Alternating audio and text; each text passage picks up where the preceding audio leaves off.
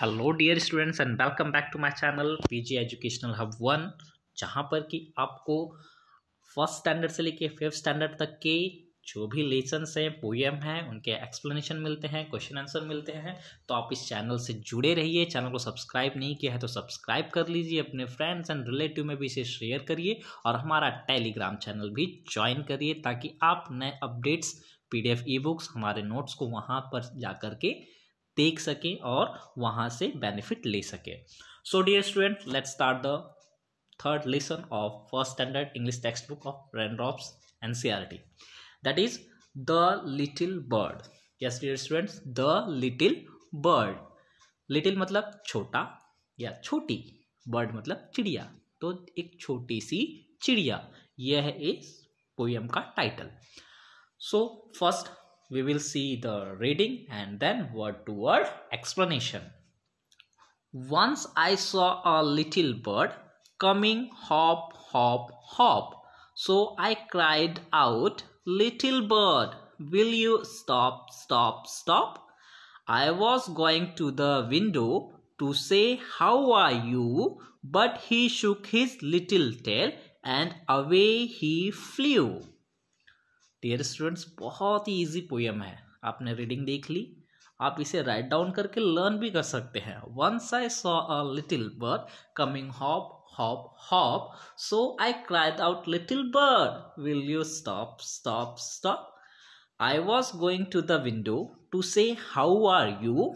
But she shook his little tail and away he flew.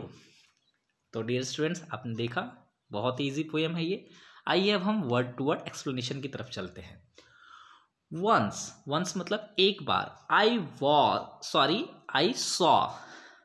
Saw a little bird. एक बार मैंने, saw क्या है, सी का सेकंड फॉर्म है। सी मतलब देखना, सॉ मतलब देखा।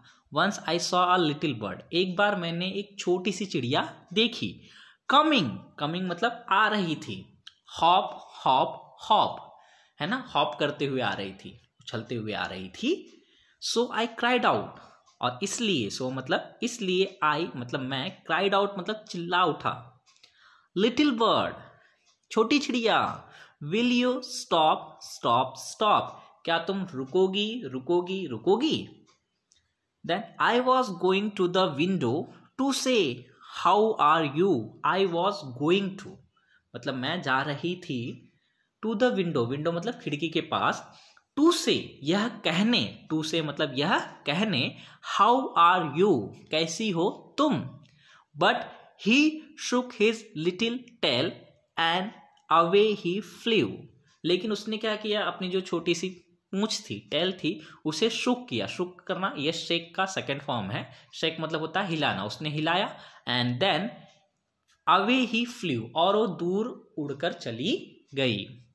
तो डियर स्टूडेंट्स, ऐसा होता है ना आप लोगों के भी साथ कि आप जब चिड़िया देखते हैं तो कोशिश करते हैं कि उसे हम पकड़े, उससे हम बातें करें, उससे पूछें, लेकिन वो क्या होती है, वो अपने पंख फड़फड़ा करके उड़ जाती है। तो हमारी जो यहाँ पे छोटी सी प्यारी सी आप जैसी जो बच्ची है, उसने भी वही ट्राई किया कि जब उसकी खिड़की के सामने कोई चिड़िया, बर्ड हॉप करते हुए आई, तो उसने उससे पहले पूछा, क्या तुम रुकोगी। और उसके बाद वो विंडो के पास जाके उससे पूछने ही वाली थी कि तुम कैसी हो, और वह क्या हो गई, अपनी पूंछ को हिला के, पंख फड़फड़ा के उड़ गई। तो डियर स्टूडेंट, ये थी इस पोएम की एक्सप्लेनेशन। आई होप आपको ये अच्छे तरीके समझ में भी आया है।